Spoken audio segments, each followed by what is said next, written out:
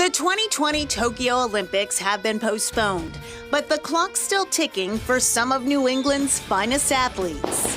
All great Olympians find a way to make it happen. Failure is not an option. On land, sea, and air.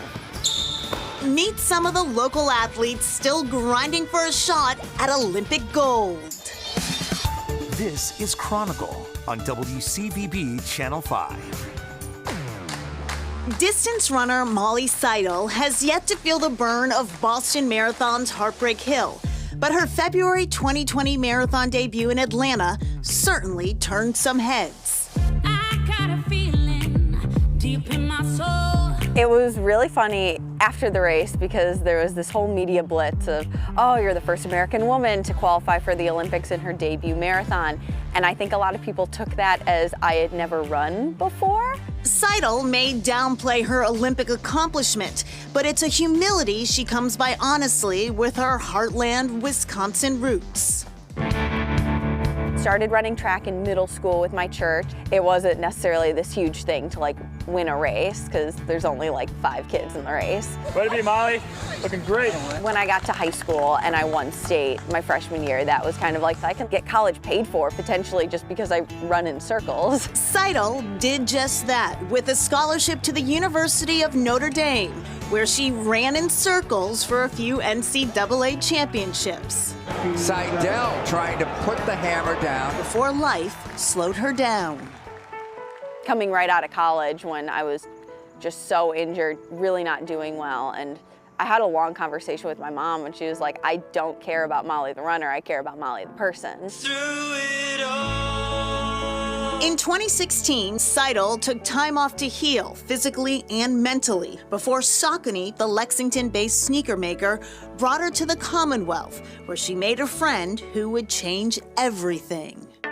I've been in Massachusetts basically my whole life. Meet John Green. My family owns a hardware store actually in Wellesley, Mass, right on the marathon course called Green's Hardware. It wasn't this moment of oh my God, this is going to be the man that gets me to the Olympics. Coaching me kind of came out of realizing that I was healthier under him than I had been for the past several years. The original goal was to kind of use that strength-based training of a marathon to set up well for the track trials in June. Today at the 2019 Humana. The plan took an unexpected turn when Seidel won the Humana 2019 Rock and Roll San Antonio Half Marathon, which automatically qualified her for the U.S. Olympic Marathon Trials in Atlanta. He said I could get third on my best day.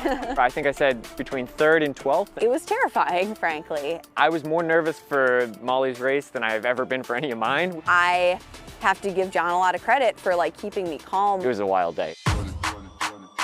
While John cheered from the sidewalk, Molly found an unexpected cheerleader running just feet away, an eventual race winner, Alafine Tuliamuk.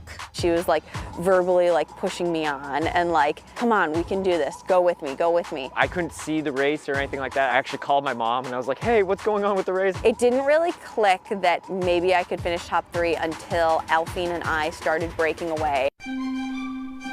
Seidel held on, finishing 8 seconds behind Alafine and over a minute in front of the 3rd place finisher, Sally Kipyego. All 3 will represent the U.S. in Tokyo 2021. Getting to race with Alafine and Sally as my teammates now, officially, as Team USA, and we're all wearing the same singlet, and we're all racing towards a common goal, that's really exciting.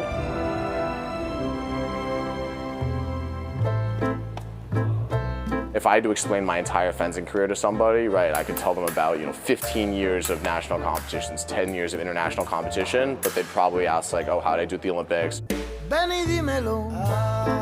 While Rio 2016 represented a coming out party for American saber silver medalist Daryl Homer, friend and teammate Eli Dershowitz had a very different experience. I guess the biggest thing that I took away from Rio is that it's possible to put everything you have into a plan, into a goal, into a dream, and to still fail. It was 11 minutes of competition. Not the expected result for the young phenom out of Sherburne, who was at the time ranked #1 in the U.S.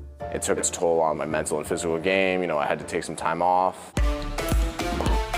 But he's back with a vengeance, taking the #1 ranking in the world in the summer of 2018, He's currently ranked 3rd by the International Fencing Federation. I definitely try to leave my heart out on the strip. He trains here at Zeta Fencing in Natick with fellow Massachusetts teammate Andrew Mekovich. Under the watchful eye of U.S. national saber coach Zoran Tulum. We deal with elements of geometry, we deal with elements of physics, and of course then it comes that passionate part. When I'm running back and forth with my coach like really fast, I'm just trying to build muscle memory in my head about like good decisions to make under like very small amounts of time under big pressure situations. And there's no more pressure than in Olympic Games. The butterflies are different shape and different colors. You get nervous just being there. So the only thing that matters to me when I leave Tokyo is knowing that I fought for every touch, for every match. I'll be able to sleep well at night. Eli Dershowitz says he is proud of all that he has achieved, but even more proud of 2 of his grandparents. They were Holocaust survivors. Meanwhile, after making the Olympic team, Molly Seidel went back to work as a barista, her part-time job at the time. While her co-workers are supportive, Seidel says they were more interested in the speed of her cappuccino making than her Olympic trial time.